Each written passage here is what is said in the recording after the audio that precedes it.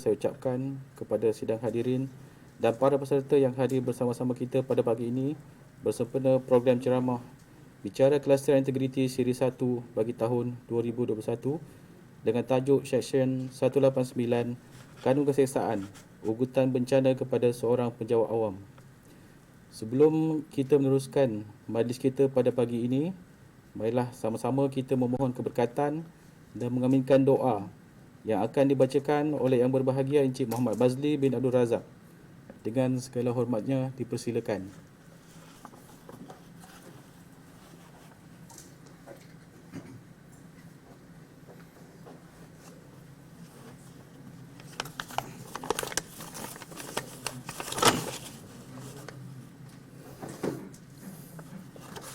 الفاتحة. بسم الله الرحمن الرحيم الحمد لله الرحمن الرحيم اهدنا الصراط المستقيم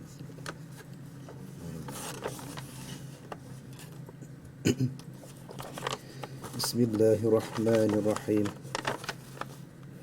الحمد لله رب العالمين والصلاة والسلام على سيدنا محمد وعلى آله وصحبه أجمعين.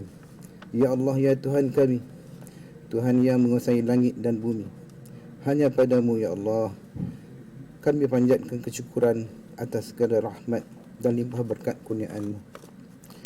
Bersempena dengan perhimpunan ini, kami mohon inayah dan taufik-Mu. Kurniakanlah kesejahteraan dan kebahagiaan serta kesihatan jasmani dan rohani. Peliharalah kami di bawah lembayung rahmat kasih sayang-Mu ya Allah, dalam kami meniti kehidupan sebagai khalifah di muka bumi ini ya Allah. Ya Allah, ya Rahman, ya Rahim, kami memohon dengan kudrat dan iradah-Mu, berikanlah kekuatan dan ketabahan menghadapi perjuangan kami dalam melaksanakan tugas sebagai menyatakan pengabdian kami kepadamu ya Allah. Anugerahkanlah kejayaan dan kecemerlangan kepada kami dalam semua ujian dan pencapaian dalam tugasan sebagai khalifah di bumi ini ya Allah, ya Tuhan. Ya Allah, ya Zal Jalal, ya Zal Jalal wal Ikram, berkatilah usaha kami dan permudahkanlah dalam semua urusan serta tambahkanlah kepada kami kecintaan kepada segala kebaikan. Jadikanlah kami perhimpunan ini sebagai perhimpunan yang diridai dan dapat terus beristiqamah berkhidmat dan berbakti membangunkan ummah dan masyarakat bangsa dan negara. Ya Allah, ya Rabb, jadikanlah negara kami sebuah negara yang mendapat limpahan rahmat dan nikmat. Kekalkanlah keamanan dan kemakmuran sepanjang zaman. Bismillahirrahmanirrahim. La yadurru ma'asmihi syai'un fil ardi wa la fis sama'i wa huwas samiul alim. Allahumma inna a'udzubika minal barasi wal junun wal juzami wa min sa'il asqam. Allahumma ighfir lana dhunubana wa li ikhwanina alladhina sabaquna bil iman wa la taj'al fi qulubina lighilla alladhina amanu rabbana innaka ra'ufur rahim. Rabbana atina fid dunya hasanah wa fil akhirati hasanah wa qina 'adzaban nar. Wa sallallahu wasallam ala sayyidina Muhammadin nabiyil karim wa ala alihi wa sahbihi ajma'in. Walhamdulillahi rabbil alamin.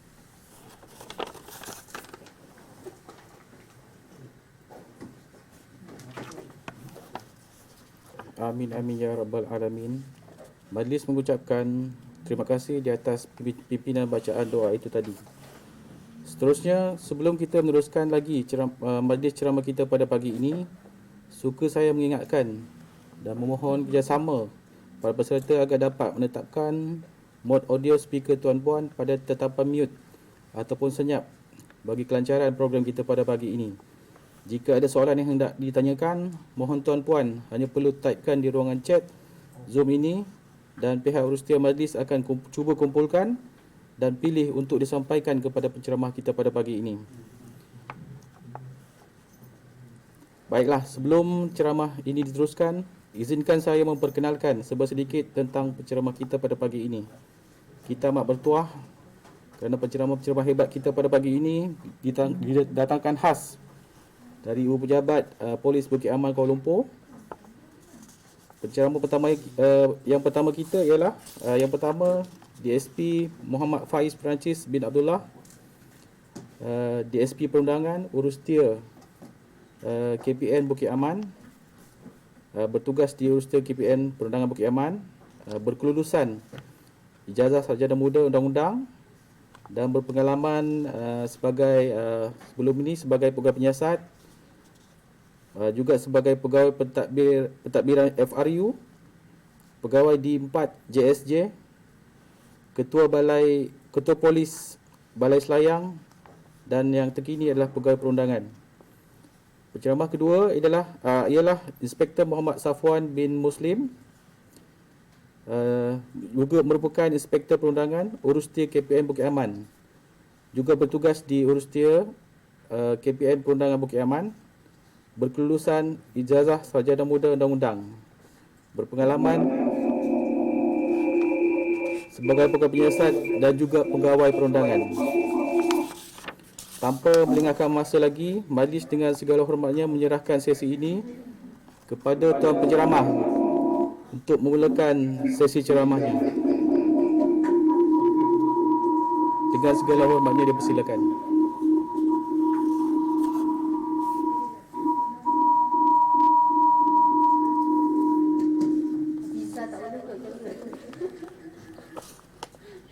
Pada tempat letak dulu.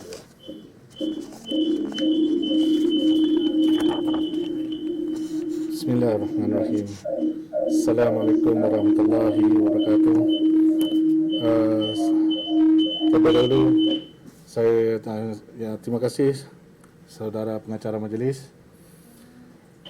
Saya memperkenalkan diri saya dulu. Nama saya DSP Muhammad Faiz Perancis bin Abdullah.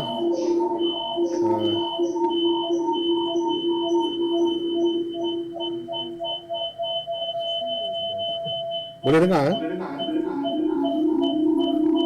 Ya, humming ya.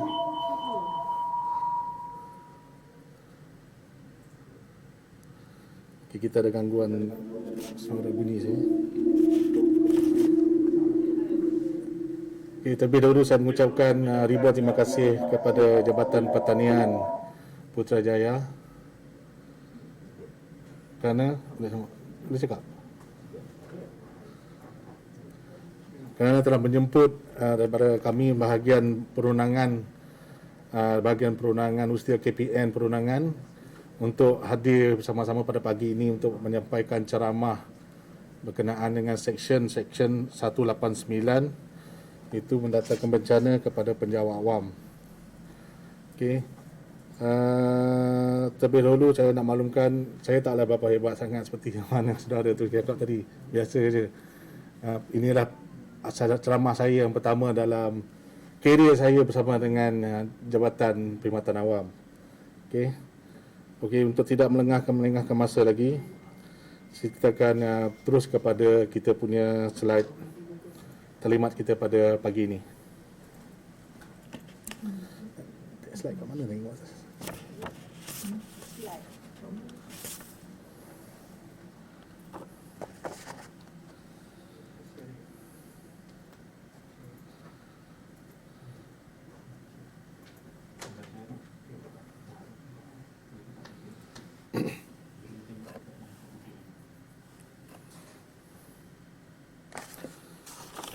Okey, kita terus kepada slide saya pada pagi ini, iaitu ugutan bencana kepada seorang penjawat awam. Bila saya menerima soalan ni daripada Jabatan Pertanian, timbul beberapa soalan daripada diri saya, apakah ugutan bencana kepada seorang penjawat awam dari segi perspektif seorang daripada Jabatan Pertanian. Walaupun bagaimanapun kita dah go through dan kita ada beberapa pertanyaan dengan pihak daripada Jabatan Pertanian, ada beberapa isu yang perlu kita bangkitkan dan yang perlu diterangkan di dalam ceramah saya pagi ini. Next.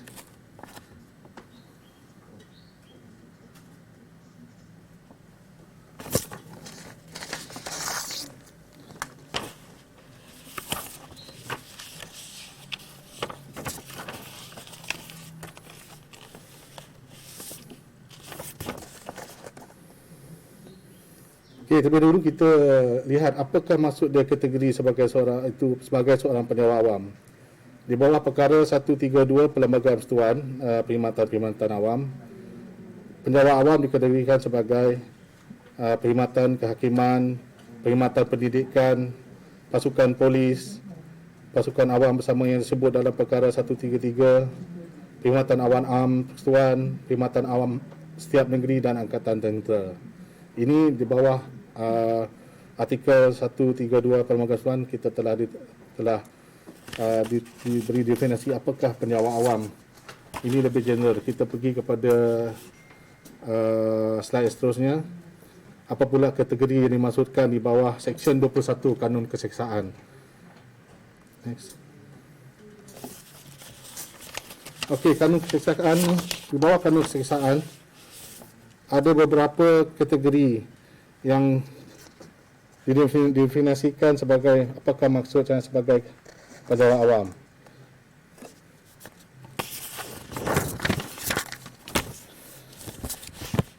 Kita lihat dalam slide yang pertama ini, A telah dimansuhkan.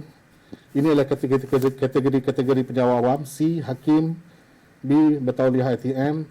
D, yang atas tu pegawai mahkamah, iaitu yang warna hijau tu adalah tanggungjawab yang didefinisikan di bawah Seksyen 21 atau Kanun Keseksaan. Apakah kerja-kerja yang dan patut dilakukan oleh seorang pegawai mahkamah, iaitu melaporkan perkara undang-undang, mengesahkan dokumen, melepaskan harta, mentadbir, sumpah menjaga harta, menyiasat perkara undang-undang, menyimpan dokumen.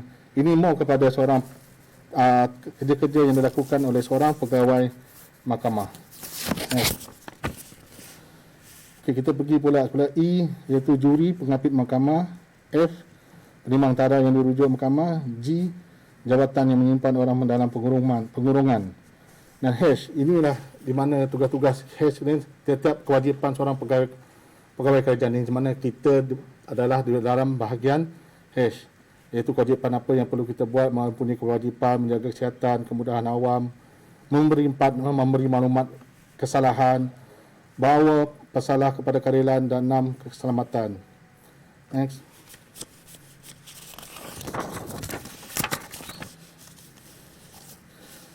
Okey, ini yang hash tadi itu more kepada polis, saya nampak.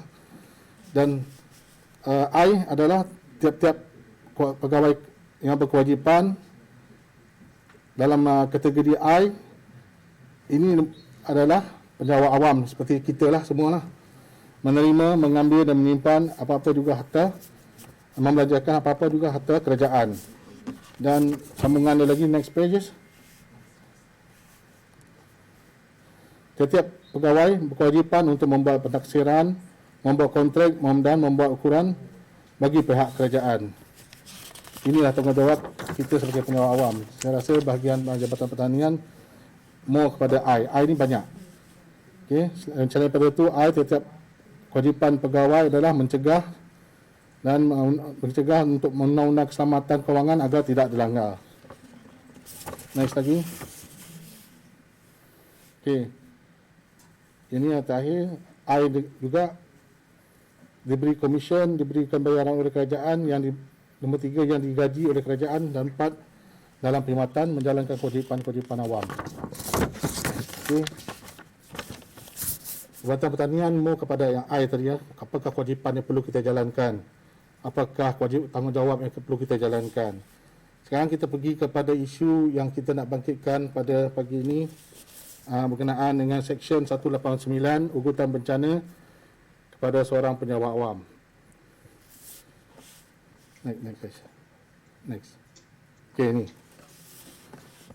Okey, apakah dia Seksyen 189? Seksyen 189, lebih dulu saya bacakan ya. Barang 189 ugutan bencana kepada seorang penjawat awam. Barang siapa mengadakan apa-apa ugutan bencana kepada mana-mana pegawai awam atau kepada mana-mana orang yang dia percaya penjawat awam itu ada kepentingan dengannya, bagi maksud hendak mendorong penjawat awam itu supaya melakukan apa-apa perbuatan atau supaya jangan melakukan atau melengahkan melakukan apa-apa perbuatan yang berhubung dengan perjalanan fungsi jawatan penjawat awam itu, hendaklah dihukum penjaraan selama tempoh boleh sampai 2 tahun atau dengan denda atau kedua-duanya sekali. Okey. Kalau kita lihat Seksyen 89 ni, elemen-elemen yang perlu ada di situ adalah seperti yang dalam slide ni lah. Nombor 1, mengadakan apa-apa ugutan. Nombor 2, ugutan itu adalah ditujukan terhadap penjawat awam, dengan maksud hendak menyebabkan bencana kepada penjawat awam tersebut bagi tujuan mendorong penjawat awam itu supaya melakukan atau jangan melakukan atau melengahkan melakukan apa-apa perbuatan berhubung perjalanan fungsi penjawat awam tersebut. Dan hukuman ada seperti yang saya nyatakan tadi, boleh dikenakan hukuman pemenjaraan boleh sampai pada 2 tahun, denda atau kedua-duanya sekali. Okey, untuk menjadikan Seksyen 189 ini, dia elemen-elemen yang perlu dipenuhi adalah 1, 2, 3, 4 tu tadi. Okey. Yang pertama, paling utama adalah wujudnya apa-apa ugutan bencana oleh suspek yang suspek lah, orang yang tertuduh itulah. Dan ugutan bencana itu kepada penjawat awam, di mana suspek itu percaya penjawat awam itu ada kepentingan dengannya. Tujuan ugutan bencana itu diadakan adalah tujuan agar penjawat awam itu jangan melakukan atau apa-apa perbuatan berhubung dengan perjalanan fungsi penjawat awam itu yang diugut tadi lah. Okey, untuk Seksyen 189 ini dipenuhi, kebiasaannya suspek akan mengugut mangsa yang mana suspek rasa ada kepentingan dengan tujuan ugutan dia tu nak buat. Sebagai contoh, dalam Jabatan Pertanian lah, mungkin saya boleh relate. Kalau seseorang itu bertanggungjawab, kerja dia adalah tanggungjawab dia adalah mengeluarkan laporan tata tertib. Saya ambil satu contoh lah, tata tertib lah. Dia bertugas, dia memang kerja dia bagi tata tertib dan dia akan mengeluarkan satu laporan di mana laporan itu dipercayai mungkin tidak menyenangkan mana-mana pihak yang ada dalam senarai tata tertib itu, tetapi ada satu pihak pula yang datang kepada penjawat awam tersebut, dia menghalang, maksudnya dia membuat ugutan, kau jangan cuba untuk mengeluarkan laporan ni, kalau tidak aku akan pukul kau. Okey, adakah elemen dalam situasi yang saya sebutkan tadi ini dia mencapai atau tidak? Okey, yang pertama, ugutan yang disebut tadi oleh suspek itu tak semestinya suspek itu sama ada penjawat awam ataupun tidak. Dalam Seksyen 189 ni tak sebut. Yang mengugut tu adalah penjawat awam. Kalau penjawat awam dalam satu jabatan sama pun mencapai juga maksud dia. Nombor 2, yang paling kita nak pastikan bahawa orang yang diugut itu adalah menjalankan fungsinya yang mengeluarkan laporan tersebut. Kalau dia bukan orang yang bertanggungjawab untuk mengeluarkan fungsi jawatan yang untuk mengeluarkan laporan tersebut, adalah orang lain, kerja dia bukan mengeluarkan tapi dia ugut untuk benda lain pula, Seksyen 189 saya rasa kita tak boleh nak penuhi. Dia dah mesti menjalankan tugas atau fungsi jawatannya yang spesifik yang dikeluarkannya. Sebab itu dalam 189 dia menyebut bahawa tujuan ugutan bencana itu diadakan adalah bertujuan agar penjawat awam itu jangan melakukan atau melengahkan apa-apa perbuatan berhubung dengan fungsi jawatan penjawat awam tersebut. Fungsi dia. Apakah fungsi dia? Kalau fungsi dia memang kerja dia untuk mengeluarkan laporan tersebut dan orang itu diugut kerana hendak mengeluarkan laporan tersebut, jadi elemen 189 dipenuhi.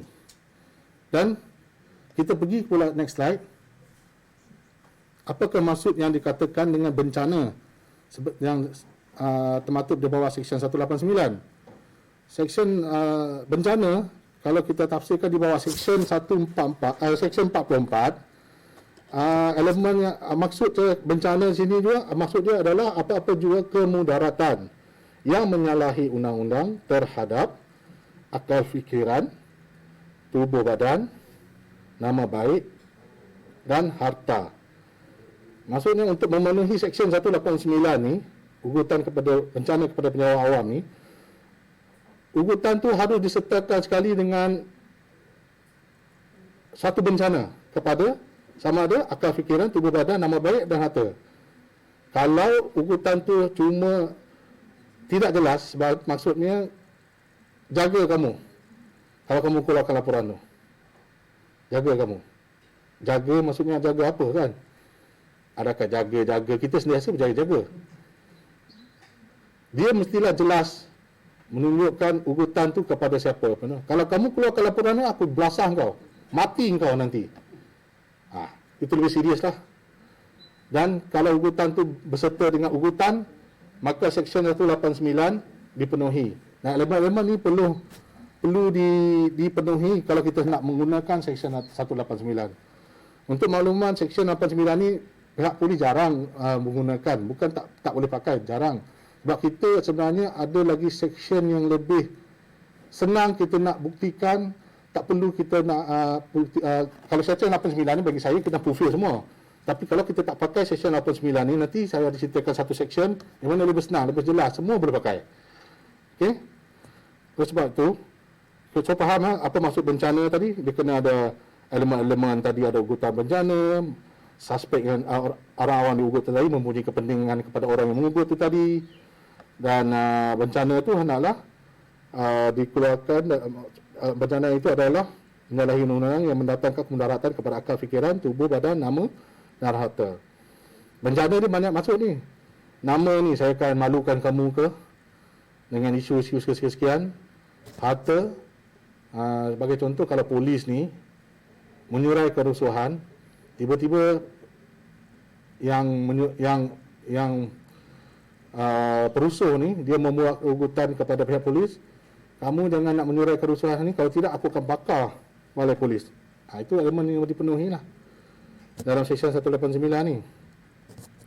Jadi macam mana kita nak buktikan Seksyen 89 ni? Macam saya sebut tadi, adalah penting untuk membuktikan ugutan bencana yang dinyatakan oleh suspek kepada penjawat awam tadi. Itu penting. Okay? Apakah jenis ugutan yang diucapkan oleh suspek? Ini untuk memudahkan pihak polis dan mahkamah untuk menentukan fakta kesalahan yang dilakukan oleh suspek. Sekiranya ada saksi yang mendengar ugutan bencana tersebut, yang benda ini akan lebih menguatkan lagi kes terhadap suspek. Kebiasaannya kita, kalau ugutan kepada persendirian seorang tu, tidak bermakna benda tu tak boleh dekat, tapi kita boleh memerlukan kolaborasi dengan apa-apa evidence yang lebih lain. Kalau ada saksi yang mendengar, atau benda yang kita boleh rakam, atau benda yang kita boleh rekod sebagai video, benda itu menguatkan lagi kes-kes kita terhadap suspek. Namun harus diingat bahawa ayat ugutan bencana yang diucapkan oleh suspek kemungkinan kalau didengar oleh orang lain, kita dengar lain, orang lain tu dengar lain. Jadi ada masing-masing tak apa jelas.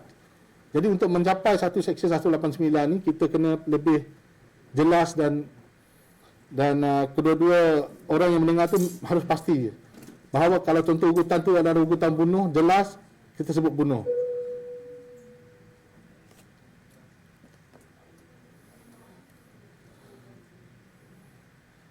Okey.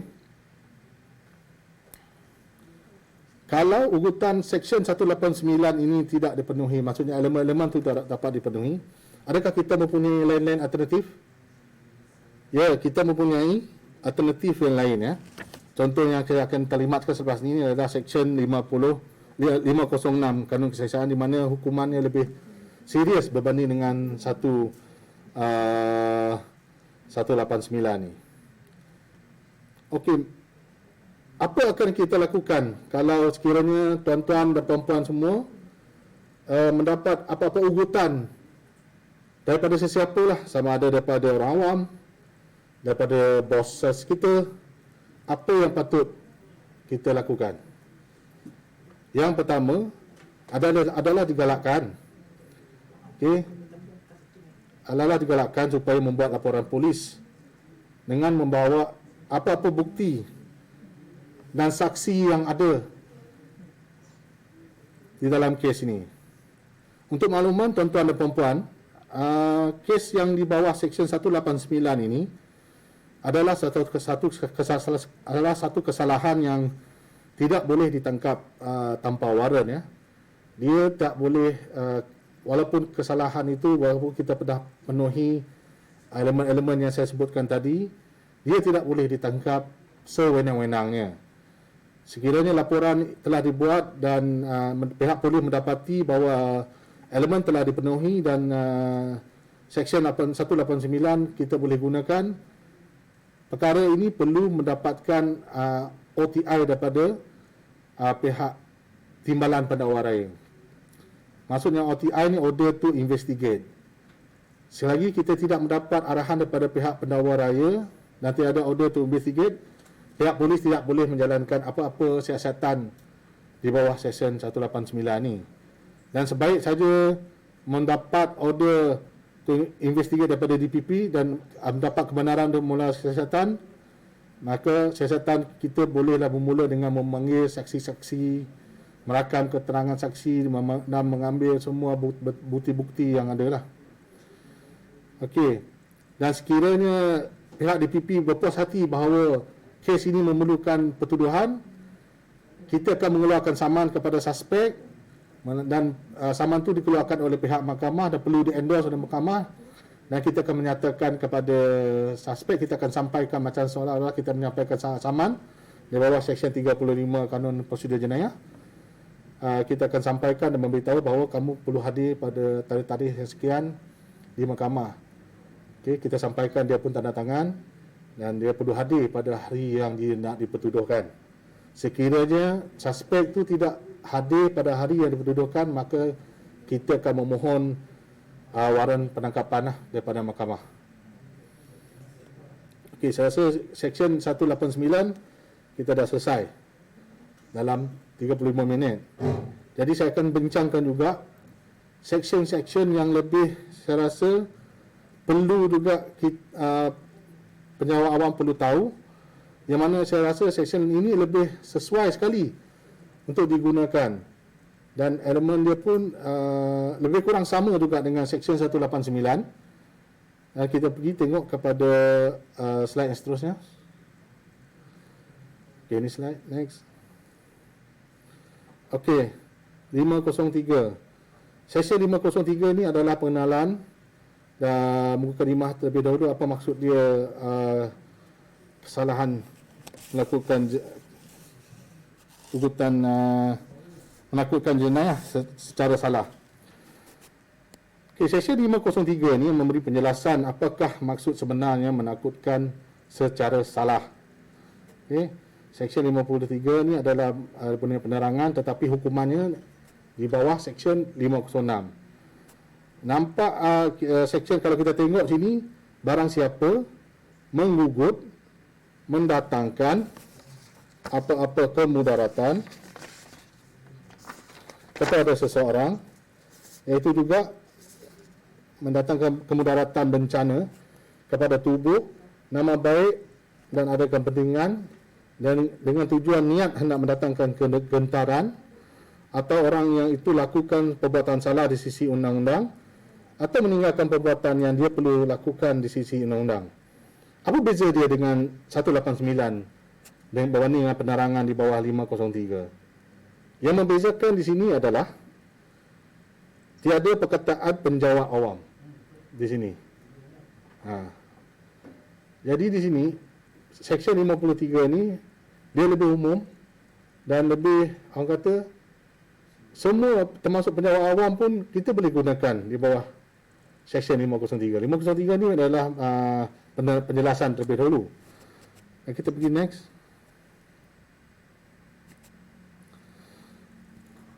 Okay, ini adalah seksyen dia, 503 dan Seksyen 506 Kanun Seksaan.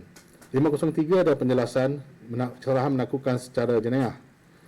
Kita baca, barang siapa mengugut hendak mendatangkan kepada seseorang apa-apa bencana kepada tubuh, nama baik, harta orang awam itu, atau kepada tubuh atau nama baik seseorang itu yang ada kepentingan dengan niat hendak menyebabkan kegentaran kepada orang itu atau hendak menyebabkan orang itu melakukan apa-apa perbuatan yang ia tidak terpaksa di sisi undang-undang melakukan atau meninggalkan daripada melakukan apa-apa perbuatan yang dia berhak di sisi undang-undang melakukan, sebagai jalan untuk mengelakkan pelaksanaan ugutan itu adalah melakukan kesalahan menakutkan secara jenayah. Okey. Maksudnya misalnya kita tengok di sini, ameng bagi maksud hendak mendorong Budin supaya berhenti daripada menjalankan suatu guaman sivil. Mengugut hendak membakar rumah Budin, ameng telah melakukan kesalahan menakutkan secara jenayah. Okey. Dan hukumannya adalah di bawah Seksyen 506 Kanun Keseksaan. Dan barang siapa yang ini boleh diseksa tempoh pemenjaraan selama 2 tahun atau denda atau kedua-duanya sekali. Tetapi jika ugutan itu menyebabkan ugutan kematian, cedera parah, menyebabkan kebinasaan harta dengan api atau menyebabkan kesalahan itu yang dilakukan boleh dihukum dengan bunuh atau penjara dengan lebih daripada 7 tahun atau mentomahkan seorang perempuan sebagai jalang, hendaklah diseksa selama tempoh yang lebih sampai 7 tahun atau denda atau kedua-duanya sekali. Maksudnya Seksyen 506 ni lebih berat penalti dia berbanding dengan 189. Jadi kalau ada ugutan yang berlaku pada pejabat awam, pihak polis dia lebih cenderung untuk menggunakan Seksyen 506. Sebab kita suka penalti lebih berat. Kita tak suka penalti yang ringan 2 tahun, lepas tu kita perlu mendapatkan OTI. Kita lebih cenderung menggunakan Seksyen 506 ini. Okey.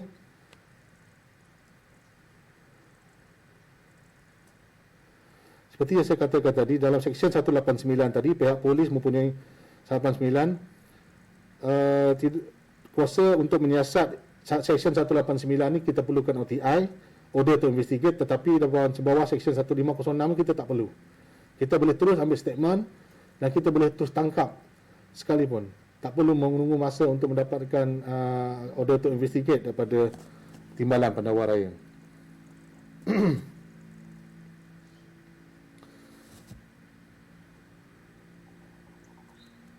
Ini kita dah cakap tadi kan. Okay, untuk relate kepada Jabatan Pertanian tadi, apa-apa ugutan yang disampaikan atau diucapkan oleh suspek kepada mana-mana pegawai Jabatan Pertanian, sama ada tujuan yang saya sebut tadi lebih kurang dengan hasrat supaya orang itu melakukan atau tidak melakukan atau melengahkan atau meninggalkan apa perbuatan, ia dikategorikan sebagai satu ugutan jenayah. Cuma dalam 189 kita perlu fulfill bahawa orang itu penjawat awam, tapi 506 tak perlu penjawat awam. Kalau ugutan itu adalah ugutan yang kata tadi ugutan yang bawa kematian, sebagai contohlah, kamu jangan keluarkan laporan tu, kalau tidak kamu akan saya pukul sehingga mati. Jarang orang ugut macam tu kan. Biasanya kita akan cakap, kau jangan keluarkan laporan tu, kalau tak mampus kamu. Okey, Seksyen 506 lebih baik kita pakai Seksyen 506 berbanding 189. Sebab ugutan tu terlalu serius sehingga boleh menyebabkan kematian. Kematian. Kalau saya kata tadi pun, kamu jangan keluarkan laporan tu, kalau tidak kamu akan teruk kamu saya kerjakan. Okey. Ya, ugutan tu perlulah jelas. Macam tadi saya katakan, kalau melibatkan kematian 7 tahun, cedera parah pun 7 tahun. Oleh sebab demikian, elemen yang perlu kita buktikan dari bawah Seksyen 506 ni perlu jelas. Kalau ugutan tu hanya mengatakan jaga-jaga kamu tadi, macam saya sebut sebentar tadi, ia tidak begitu jelas. Kan? Ugutan elemen dalam 506 dia memerlukan satu ugutan yang jelas. Tapi tidak bermaksud satu laporan polis tidak boleh dibuat. Apa-apa ugutan yang dibuat yang kita terima daripada orang atasan ke atau orang awam, semua ugutan ini perlu kita buat laporan polis. Supaya kita ada rekod dalam sistem polis mengatakan kalau berlaku pada kita di kemudian hari, orang inilah yang mengugut kita. Dan benda itu ada rekod dalam simpanan kita.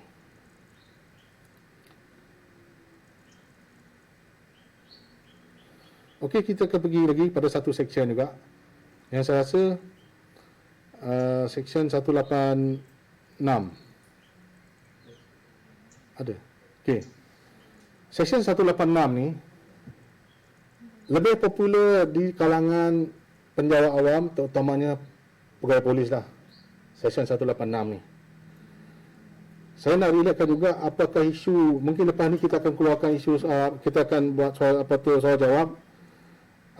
Apakah isu-isu yang dihadapi oleh Jabatan Pertanian sama ada dalam menjalankan tugas tu, dalam mereka menghadapi orang awam, dalam mereka menghadapi bos-bos mereka, sama ada 186 ni boleh terpakai atau tidak. Dalam perkhidmatan polis 186 ni kami dah biasa lakukan. Kami dah banyak dah ambil tindakan, terutama sekali dalam tempoh PKP ni pun banyak juga yang berlaku. Okay. Seksyen 86 ni membawa maksud, iaitu di bawah seksyen 186 menggalang penjawat awam dalam menjalankan fungsi jawatannya. Elemen yang ada dalam seksyen 186, kita baca dulu seksyen 86.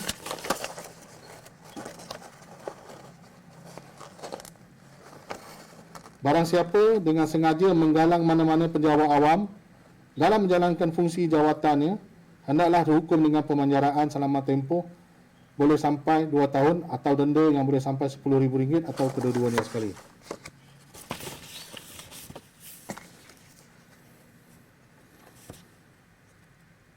Kalau di Jabatan Pertanian, saya bagi contohlah.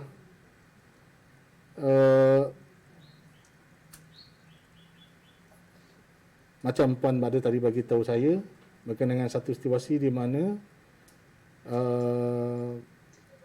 satu tanah telah diberikan kepada orang awam ni untuk dikerjakan, tetapi telah menyalahgunakan tanah tu bagi maksud yang lain, dan pegawai daripada Jabatan Pertanian mengambil tindakan sama ada nak meroboh premis itu atau nak merampas kembali tanah yang telah disalahgunakan tersebut. Tetapi orang yang menyalahgunakan tanah tersebut telah menghalang tindakan yang cuba diambil oleh pihak Jabatan Pertanian dengan cara macam mana? Dengan sengaja menggalang mana-mana penjawat awam daripada Jabatan Pertanian daripada menjalankan fungsi ini, maka tindakan yang dilakukan oleh orang awam tersebut jatuh di bawah seksyen 186.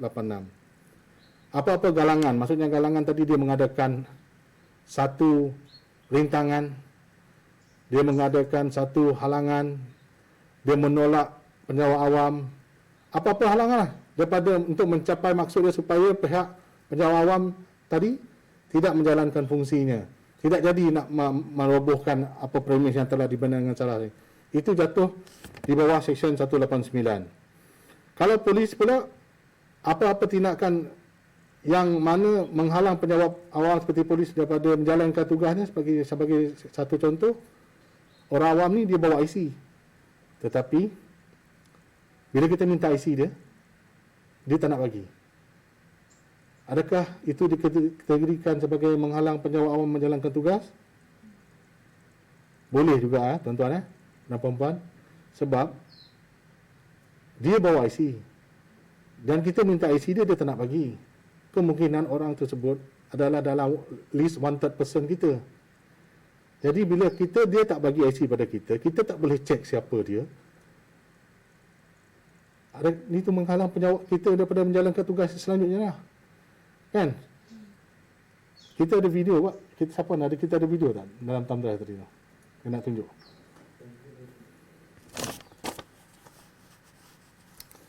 Ini baru-baru berlaku lah di Tawau Sabah, kalau kita nak tengok lah. Ada video tu.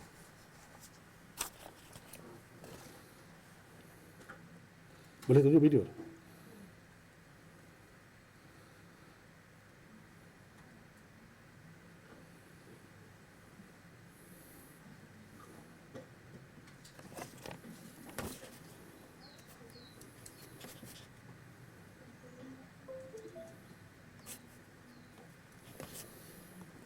Kan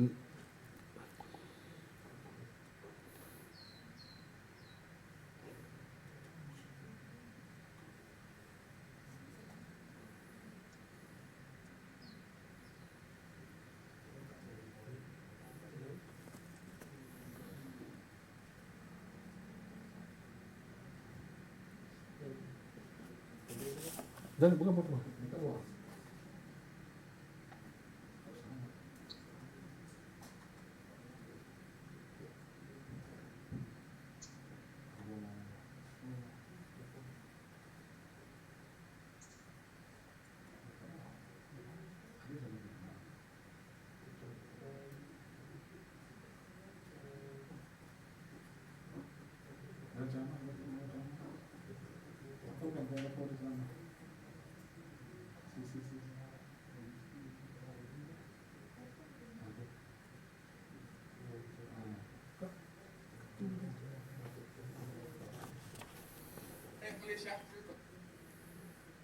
Kita tengok ah.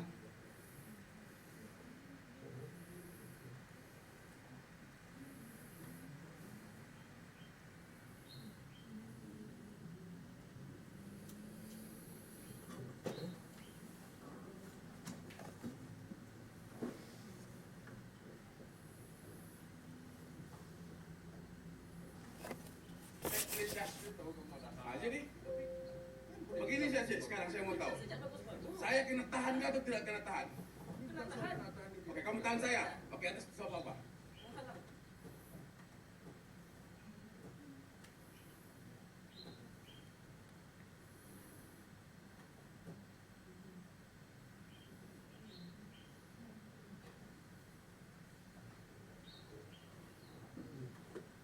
Ada 2 video tu boleh main lah.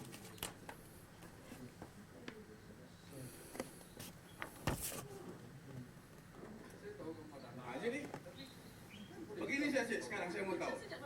Saya kena tahan Lagi satu nggak je. atau tidak kena tahan? Video yang mula-mula ni. Satu lagi. Oke, kamu tahan saya. Ini nombor 2. Nombor 1 tu. Dia kejar lori polis tu. Nah, ini tengok nih.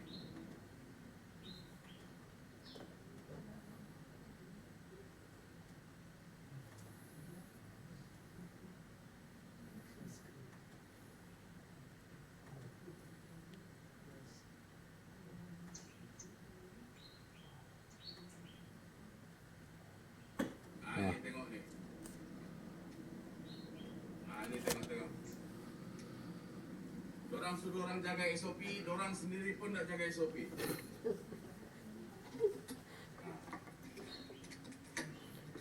Dia keluar dari kereta tu. Tengok nih, pagi-pagi sudah cari orang nih, mau menyamankan. Nah, ini orang nih. Nah, itu sadar. Dorang pun nak jaga SOP. Mau jaga SOP orang, tapi dorang pun nak jaga SOP. Nah, dorang mana nih? Oke.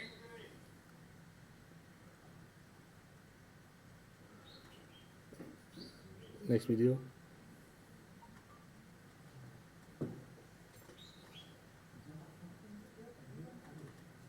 Malaysia.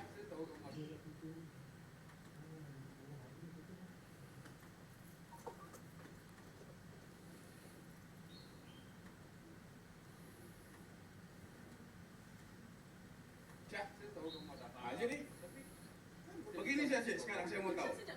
Saya kena tahan nggak atau tidak kena tahan? Oke, kamu tahan saya. Oke, atas sebab apa? Menghalang apa? Nggak ada saya halang. Nggak ada saya halang kamu. Saya nampak apa? Saya bilang bagi saya.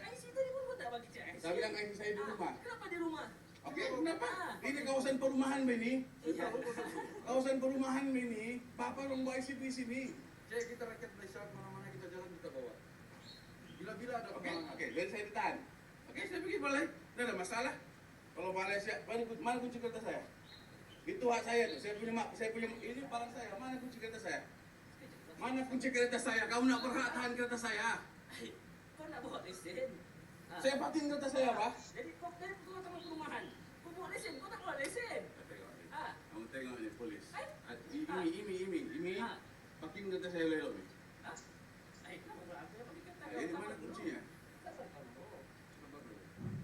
kau tiba-tiba mau tinggi-tinggi suara begitu, kenapa? Oh, tolak aku di situ. Bila aku Oh, yang nak tahan tahu? aku tadi. Iyalah kau rakan-rakan, aku mau tanya. Jadi apa Kenapa kamu kau sekarang? rakan-rakan? Saya tanya kau sekarang. Kau mau apa sekarang? Tak kau yang mau apa? Kamu bilang SOP. Kamu duduk dalam mobil pun tidak ada SOP. Saya tegur. Bagus saya cakap kamu.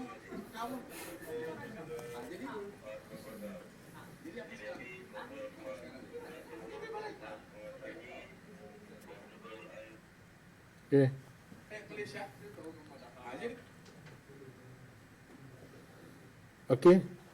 Tuan-tuan semua, tuan-puan boleh tengok kesalahan yang dilakukan oleh orang awam. Dia sebenarnya dia tak puas hati bila tengok lori itu penuh dengan rela dengan pegawai polis. Tapi dia tak tahu dalam SOP kita mengatakan kalau kita nak pergi kerja ikut kapasiti kenderaan, betul tak? Lori itu berapa banyak ramai boleh masuk, kita boleh masukkan lah. Dengan syarat kita pakailah topeng mask semua. Yang tak bolehnya orang awam kena menggunakan kereta dua orang saja dalam satu kereta. Itu pun dengan syarat ada mendapatkan permit daripada polis untuk bergerak. Jadi dalam kes ni suspek ni dia tak puas hati, dia kena tangkap. Lagi satu, dia tak bawa IC. Tak bawa IC memang satu kesalahan di bawah seksyen 25 bracket 1 bracket C Peraturan Pendaftaran Negara. Jadi kita boleh tangkap. Lagipun dia tak bawa IC dan dia tak bawa apa lagi? Satu lagi? Lesen.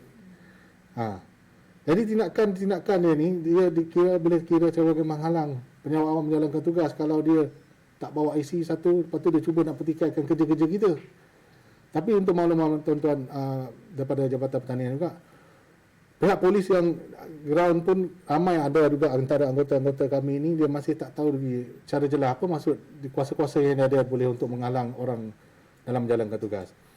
Jadi di sini saya menerangkan bahawa sebagai penjawat awam kita jangan takutlah. Sebab kita sebenarnya diprotek oleh undang-undang. Dalam kandung seksaan pun kita dilindungi. Kalau kita ni diugut untuk melaporkan apa-apa, jangan takut untuk melaporkan apa-apa kepada pihak atasan. Kalau kita dihalang untuk melaporkan benda tu, laporlah kepada pihak yang lebih tinggi lagi daripada pegawai yang menghalang tu. Kita jangan bersekongkol. Kalau contohlah, jangan keluarkan laporan tu tapi kita tak keluarkan. Patut kata atau tidak kita mengikut arahan daripada bos. Macam pegawai saya cerita tadi lah.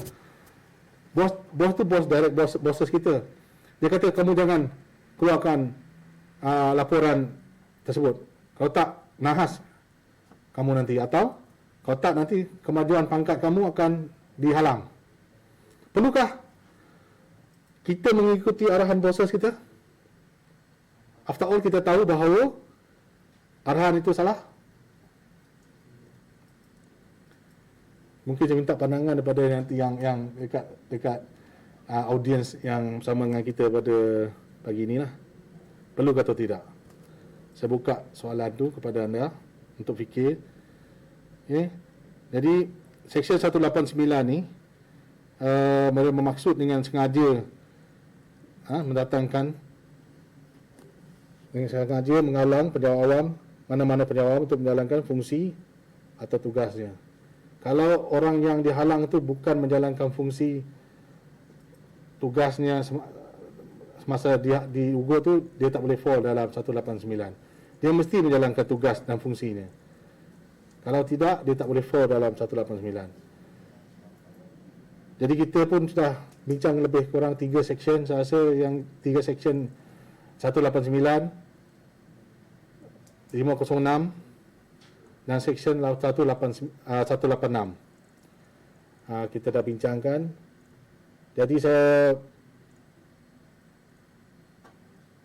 berharaplah kepada semua penjawat awam di Jabatan Pertanian ni, kalau ada apa-apa ugutan jangan takut atau jangan gentar dengan ugutan tu, kita sebenarnya dilindungi di bawah undang-undang. Melainkan bila kita diugut dan kita ikut juga apa yang diarahkan, itu salah lah. Bagi saya salah. Kita ada banyak lagi saluran-saluran yang kita boleh pergi. Kita boleh pergi proses kita lebih tinggi, atau kalau rasa benda tu serius, tak nak benda tu melalui proses, kita pergi pada polis yang terdekat, laporkan terus. Itulah salah satu dia.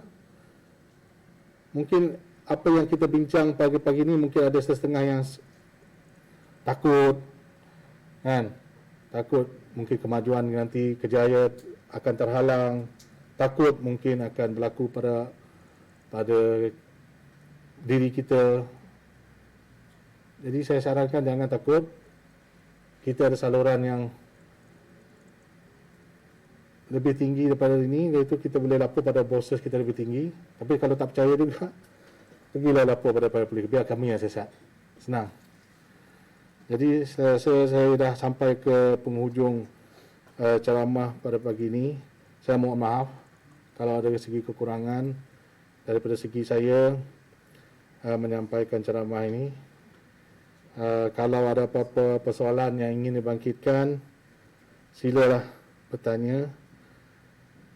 Dia tanya pada Rustia sini akan menerima soalan-soalan yang akan dibangkitkan lah.